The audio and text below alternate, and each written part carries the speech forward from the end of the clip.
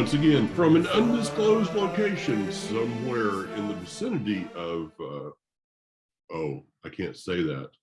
It's just undisclosed. That's why it's undisclosed. But not undisclosed is Hanok Young. Hey. Hi, boys and girls. How are you, Mike? I'm doing fine. I just noticed it looks like you might be around a school somewhere. At this time, we don't know. Or using American terminology, I can neither confirm nor deny. Now you're sounding like, hey, let's talk about a person who, real quickly, a person who took a Jewish name, but has really no concept of of whether it's a race or a religion or a people or anything, or, well, she's out of a job for a while. Miss Whoopi Goldberg. Now, here I'm going to say something that's extraordinarily politically incorrect. Uh-oh. Please remember, hide the children. In Israel, we don't have, I mean, when we want to say politically correct in Hebrew, we say politically correct. Okay? So I get a pass on this. Yeah. Let me state this unequivocally. If Whoopi Goldberg were white and she said those stupid remarks, she would be out of a job and blacklisted. Like, so I mean, that's happened to people on The View and the other thing. Yeah. Here is someone who co-opts a Jewish last name, not to make people think she's white, but rather to associate and culturally appropriate what's known in America as a Jewish last name, Goldberg. Yeah. By the way, in Israel, I don't know a single Goldberg, but that's okay. Forget that. Yeah, but I mean, you have to consider that a little bit of the root of this, that she co-opted a children's toy for a first name.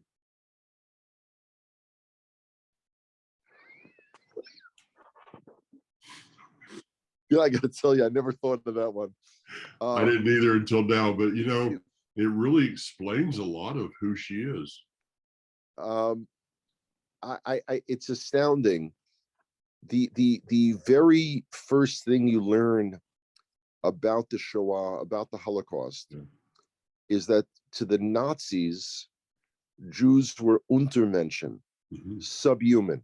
Yes. It was a racial thing. It was totally racial. To be that ignorant of that in 2022 is astounding. But it really is. But I mean, anyway, the continued ignorance regarding the Shoah that is propagated in American schools, in Islam, is just over the top crazy. And the great thing is that Whoopi actually brought the subject to the forefront and exposed herself, exposed a lot of other people, and maybe that's a good thing in the end. So, hey, what's give us some relevant news? Somebody that's actually relevant in the news today, not her. Okay, in a very interesting statement, Rosh Memshala Bennett, Prime Minister Bennett, came out and stated that within a year we would have a laser-based air defense system. Now,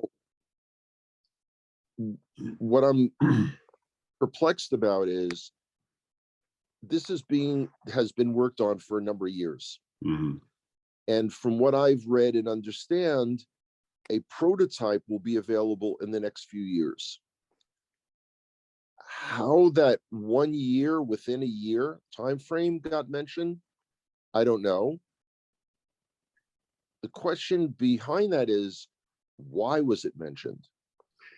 Exactly. That was my question. That was going to be my follow-up there of, is this something that he's mentioning now to kind of lay out something, a deterrent that possibly this is farther along than what anybody thinks?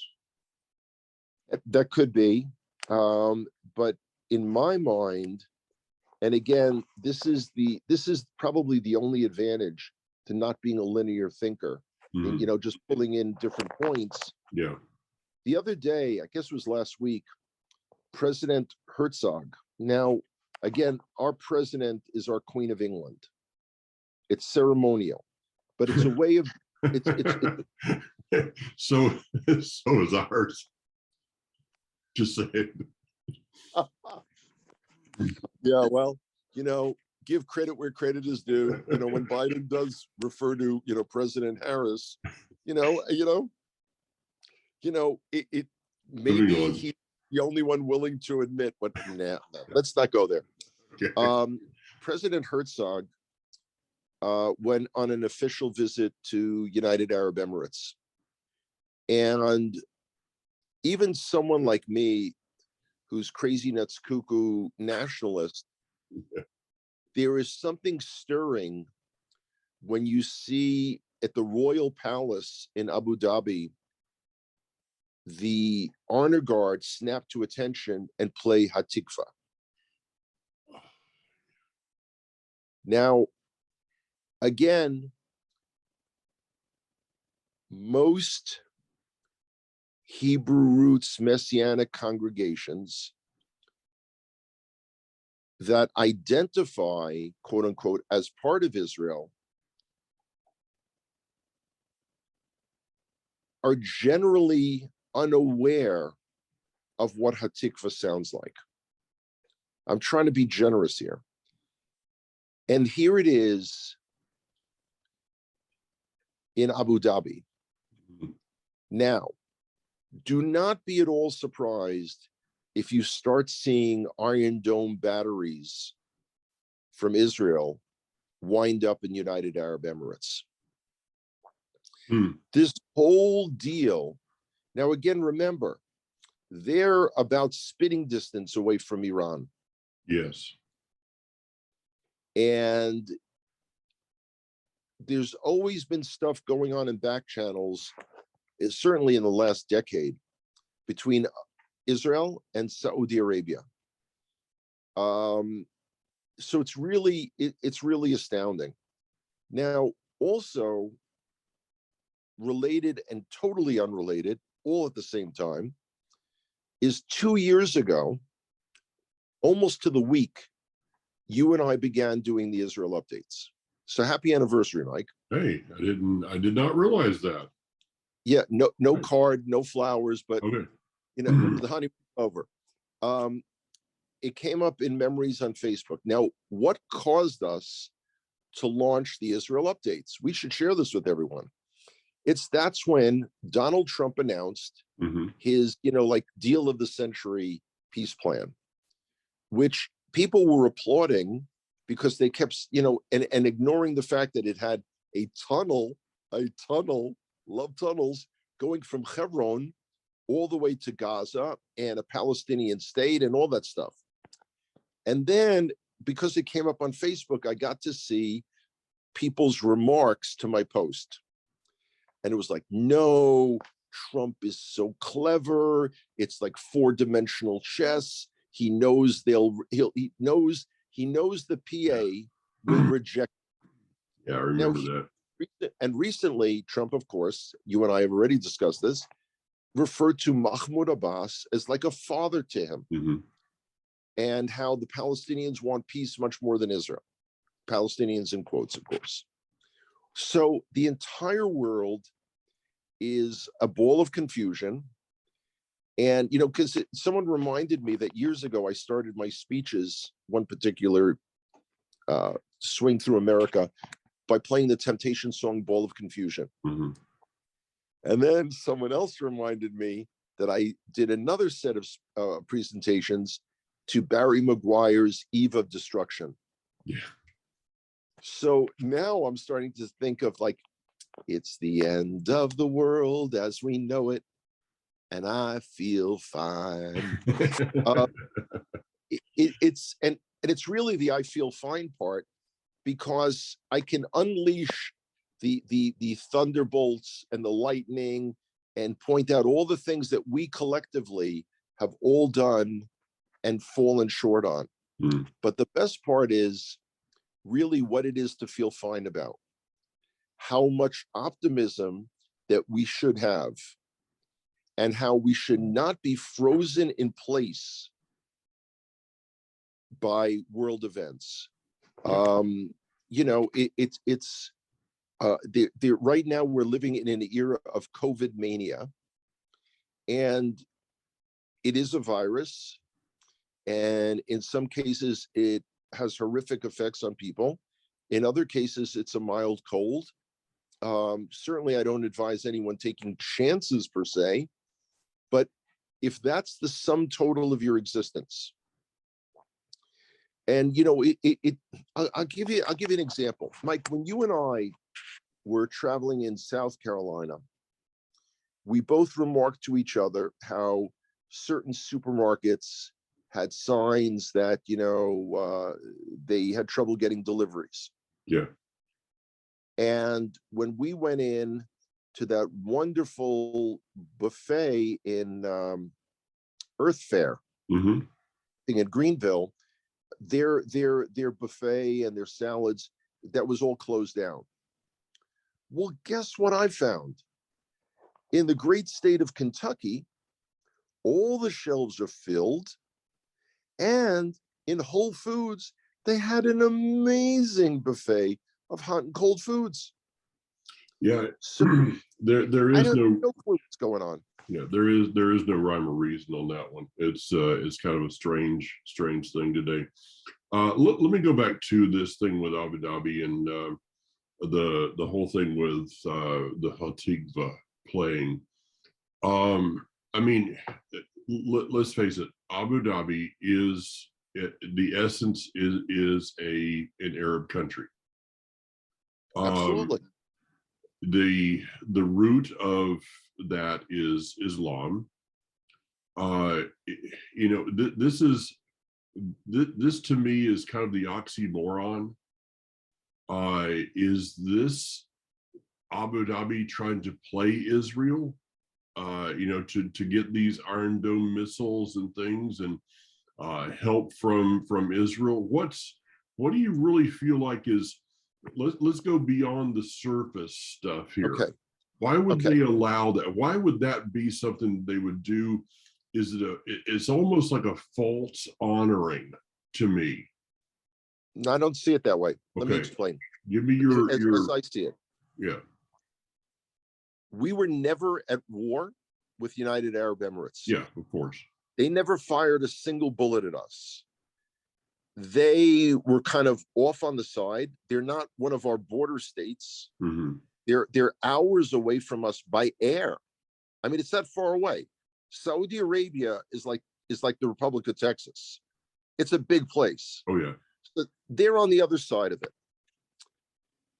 It's a business and, you know, sort of realpolitik, you know, dealing with reality from their point of view. Friends of ours of the Tura Winery Hmm. have benefited personally from yeah. this.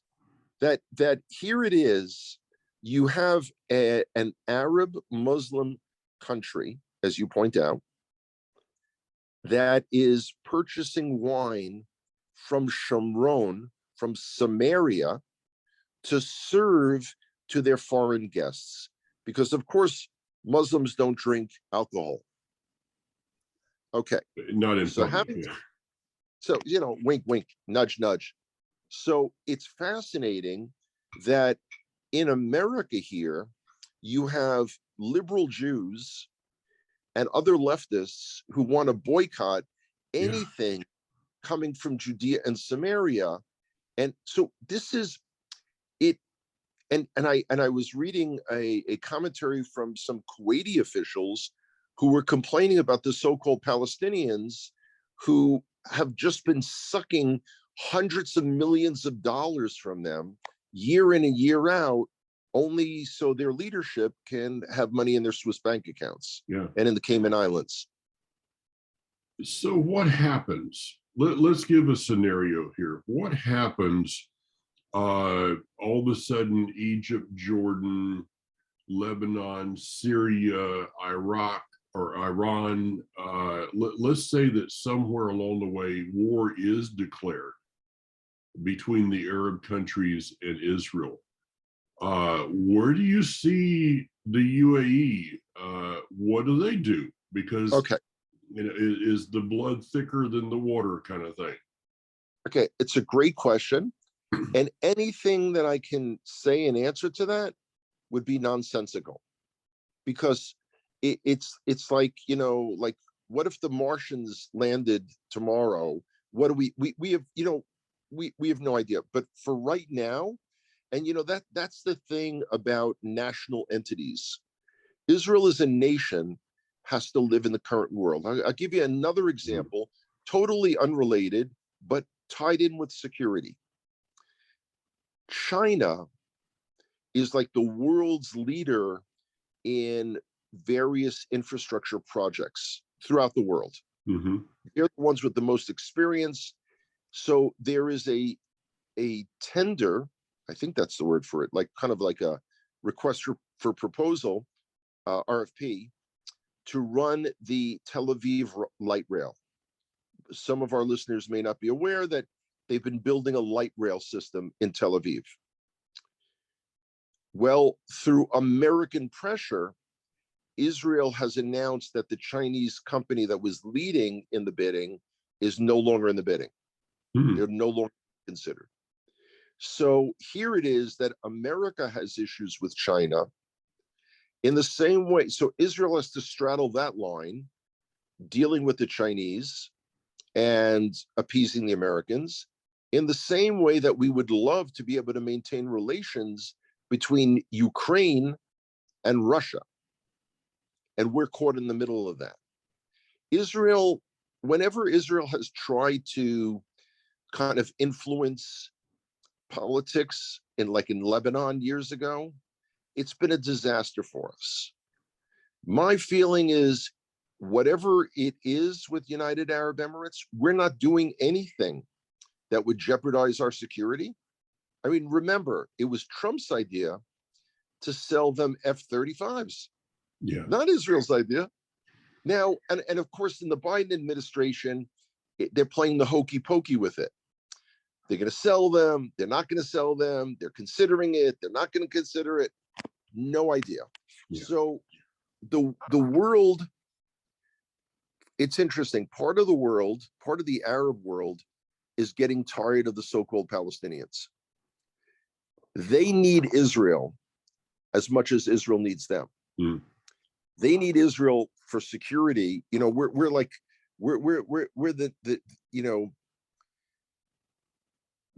the we're the guys who can come and beat up the bullies, and we're the only ones willing to step up and do that. I mean, America's just not involved. Now, of course, at the same time, you've got Secretary of State Blinken. Gotta love that name.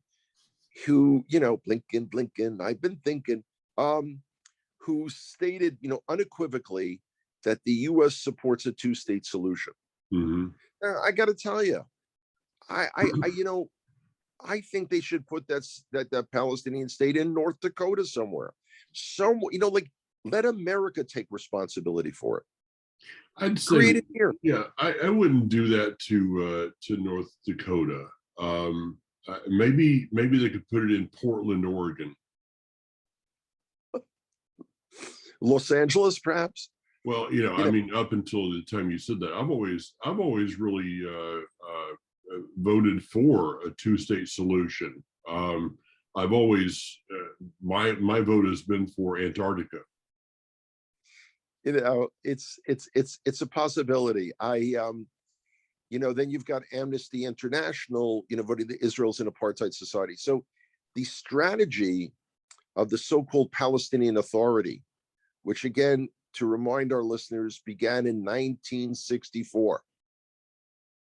This whole movement of quote unquote Palestinian nationalism 1964. I, being as old as Methuselah, actually remember 1964. But it's an insane world. Oh yeah. It's an insane world. And again, I saw in Orlando, there were neo-Nazis marching, shouting to exterminate Jews, and it just Orlando. And it wasn't a Disney attraction. I mean, this was, Yeah, I mean the amount of news that's not being reported, and you brought that out when you were we talked about this of what's really going on in New York, the number of people that are being assaulted there. This is just not being reported. Yeah, 1964 was a very pivotal year. I remember that one because being a very young person, younger than even my my young cohort here. I remember that it was the year that Hurricane Dora came into Jacksonville, Florida, and what happened in that year is that the Beatles were also scheduled to come to Jacksonville, and the news story of the day was that Hurricane Dora kept the Beatles away from Jacksonville. Yeah, yeah, yeah. She loves you. Yeah, yeah. That was a whole setup so you could get your second song in today. Yeah. Or maybe it's your third. I'm not sure which one it is. We're not counting. I do. And some others do also. Okay, so you head from your undisclosed location here. You're heading out in a couple of hours. Where does the travels? Where in the world is Hanoch Young going? Deep in the heart of Texas. Well, but you asked. Okay, if you initiate the question.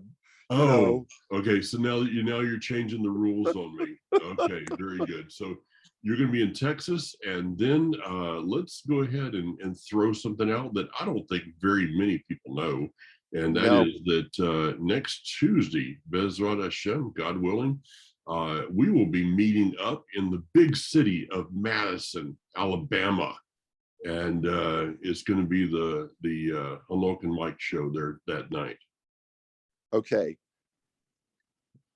Because it's Leonard Skinner, I get a free pass on this one. Sweet home Alabama. do. Yeah. Okay, I'll give you that one. Okay, yeah, you had to. I mean, it's Skinner, man. Seriously. It's like it's all right. I gotta stop laughing. Stop. All right, so you'll be heading from there to you're going to be over in Colorado a little bit, and then how much longer do you have before you head back to the out of exile? If memory serves me correctly, I fly home on the 23rd. Okay. Now that's assuming, of course, that I come up with a negative PCR and ABC and all the different things. It's funny. You've got to, yeah. Anyway, it is what it is. So hopefully I will be home on the 24th of February. Mm-hmm. So that's 3 weeks. So it's 3 more weeks, of planes, trains, and automobiles. And hopefully all will, continue to go well physically for me and for everyone else. Because unfortunately, lots of people around us are getting sick. Yeah. And I noticed that the cases of seriously ill in Israel are going down. They're dealing with the Green Pass, of course. Let me ask you one more question. Of course. What's going on with this thing of the uprising of the settlers in Judea, Samaria? It seems to me that somebody's trying to pull some strings there to stir something regarding that area. It's in the political interest, pardon me, of a number of people to Okay. defame Jews who live in communities in Samaria. So you'd swear that Arabs were being slaughtered Oh on yeah. a daily basis. Oh yeah. And, you know, I don't remember this uproar when the Fogel family was brutally slaughtered in their homes down to the youngest infant. Mhm. So I basically, my view is, to tell the world where they can go and how they can get there. Yeah. Yeah. But again, this is really the time of sorting out. We keep saying it, and we see it on every single level. Mhm. And you know, if you feel connected at all to Israel, you have a love inexplicable even for some people, and you don't stand up for Israel now, then you know what? Just pack your bags and go off somewhere else, and go on and chase yourself. I don't want to hear it Yeah. anymore. Yeah. It's we need to focus on what is relevant, and Amen. and I Amen. think all these little things we were talking earlier about. We're in that Torah portion, the Torah portions of the Mishkan, or as you would probably say, the tabernacle. Yeah, I But would. yeah, and the number of times the Vav is used in the Torah, it's I think over half the verses of the Torah begin with the Vav, and almost every verse of the book of Ruth uh, begin with the Vav, which is the connector. Yeah, And knowing that it doesn't matter if it's what we began with Miss Whoopi Cushion, or all the way over to what's happening in the UAE, to Judea and Samaria. How do you connect Miss Whoopi Cushion with Tura wines being sold in the UAE? It's, you look at the father's, the creator's picture, and you see that absolutely. everything is connected with that Vav. It's really amazing. Yeah. It's really, really amazing. So for those of our listeners that are within travel distance, I would love to see you. Certainly both Mike and I together would love to see you in Northern Alabama. Otherwise, it's just going to be Mike and I talking to each other, which would be cool. But Yeah. Yeah, but we'd love to have somebody else show up so we have someone else to talk to. Amen. Amen. All right, buddy. Take care. Have a good one, Mike. Bye-bye.